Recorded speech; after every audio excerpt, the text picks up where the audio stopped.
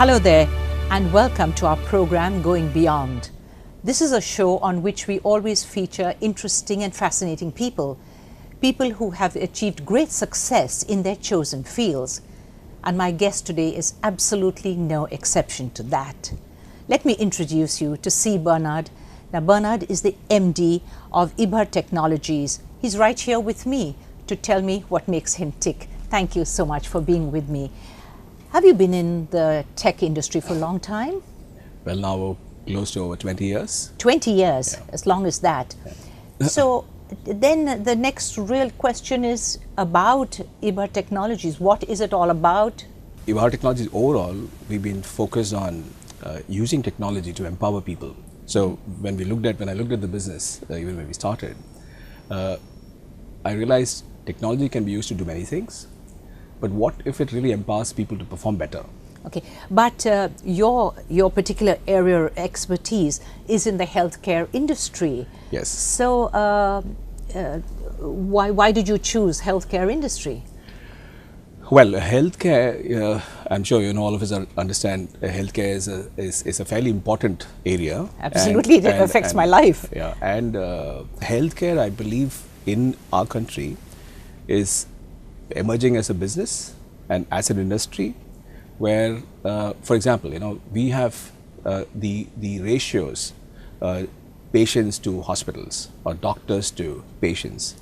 We've got a long way to go, and we realize healthcare is an emerging industry, and there's a huge opportunity, for us to help that industry grow. Indeed, it's a very profitable industry. Am I right when I say that? I guess in the longer run, it would be. But we had not set our eyes on profitability at this point in time. We had looked at more on the impact aspect of what we can do. Is the industry itself, Bernard, healthy? I don't mean literally, but is it healthy as a business? Well, I'm told if you look at the hospitals, they are not really making too much money. And it's hard to believe that. No, that's true, because if you would ask a doctor who runs a hospital, he'll tell you, he struggles with making money. Well, I think there's this public impression that hospitals are making a lot of money, Yes. But in reality, we've now worked with quite a few hospitals, and we recognize it's a difficult thing. People are not really making that kind of money. Right.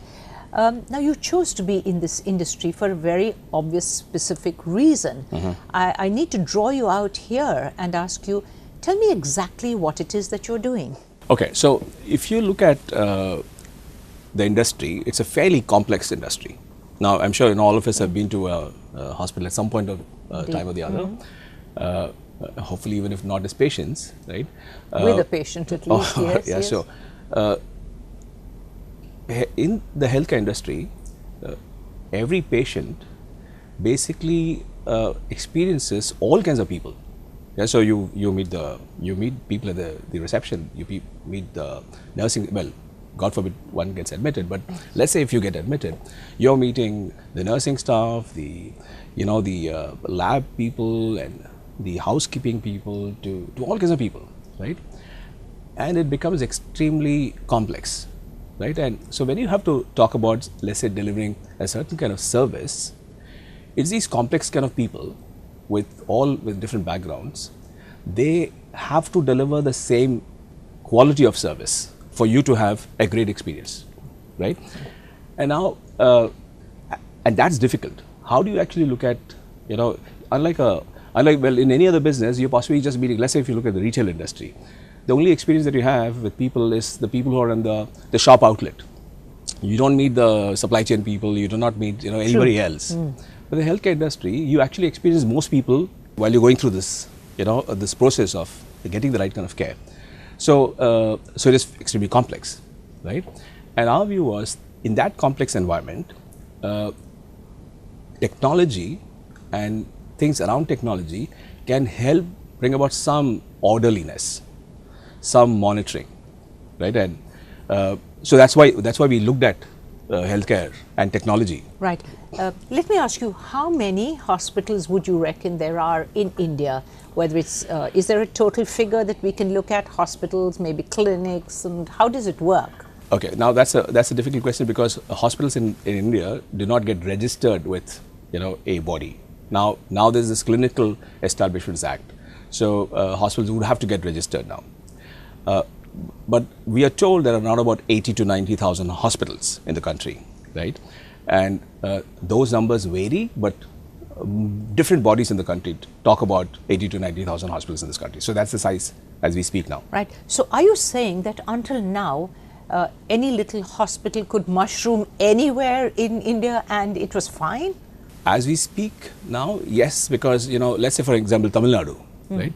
The only registration you require is you need to be registered with possibly the nursing home board as part of the Indian Medical Association. Nursing home board? Yeah, so Indian Medical Association, which is the principal body where all doctors get registered, has in the country this thing called as the Hospital Board of India, right? But in Tamil Nadu, which is the oldest body, they have the nursing home board.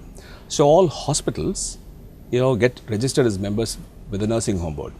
So in Tamil Nadu, I think you're good enough if you actually have a registration with the nursing home board. But that's changing.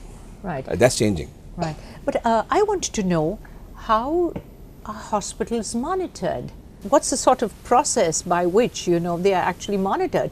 Doesn't a hospital have to have the X number of beds or this kind of equipment or this many nurses or this facility? Tell me about that. Explain that to me, please. Okay, so the Clinical Establishments Act, right, which some states have started implementing, that defines what should be the size of the hospital. And if you say you're a 100-bedded hospital, it also defines space that you need to have, space that you need to provide for, things that you need to have, and so on and so forth, and also resources that you need to have.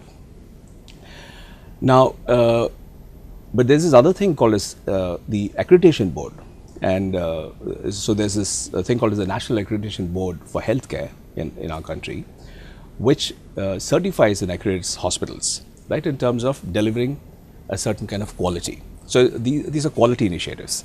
I think the NABH standards specify. What do you mean by NABH? That's the National Accreditation Board for Healthcare. Okay. And the NABH is an accreditation program. So which means they have defined a set of standards, which indicates what should you be doing to achieve accreditation, right? But this accreditation is based on delivering quality. Right. Primary. Okay. So let me share with you another key piece of information. Yes, please. Now, if you look at healthcare, patient safety is a big concern. Yes. And well, I'm going to kind of reel out some numbers, right, which may not be necessarily relevant to India, but gives you an indication, right? So, and anybody can Google this out. In the US, and I'm talking about the US because at least these numbers are available, right? They say that over 1.7 million people every year acquire infection they never had before, right? So after going into a hospital? After going into a hospital, yeah. So that sounds alarming, isn't it? Indeed. Of which close to 100,000 people die. Yeah. So I'm holding my breath, really. Yes. So, and the reason I brought up this statistics is because one would assume, I think we can safely assume that we actually have the US.